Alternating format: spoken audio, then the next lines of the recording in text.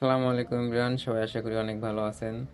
আজকের ভিডিওতে দেখাবো আপনাদের ইউরোপের কোরবানি ঈদের নামাজের আয়োজন কেমন হয়।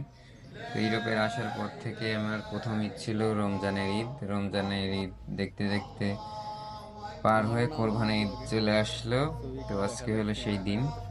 তো এটা হলো লোকেশন বিরকিকারা। তো বিরকিকারা এখানে আমরা অনেকে আসছি নামাজ পড়তে, শুধু বাঙালি না, সব দেশের লোকজনই এখানে নামাজ পড়তে আসছে। তো মসজিদের পাশে এখানে একটা ভ্যানের মতো পার্ক আছে আর কি।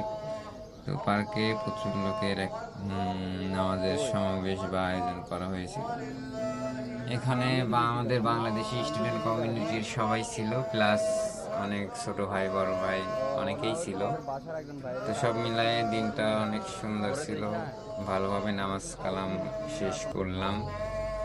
এবং এখানে আরেকটা মজার বিষয় হচ্ছে, নামাজ কালাম শেষে এখানে নাস্তার ব্যবস্থা করা ছিল।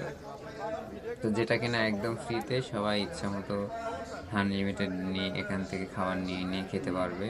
প্রচুর পরিমাণে ফাস্ট ফুড, মিষ্টি, জুস সব কিছুর আয়োজনই করা ছিল।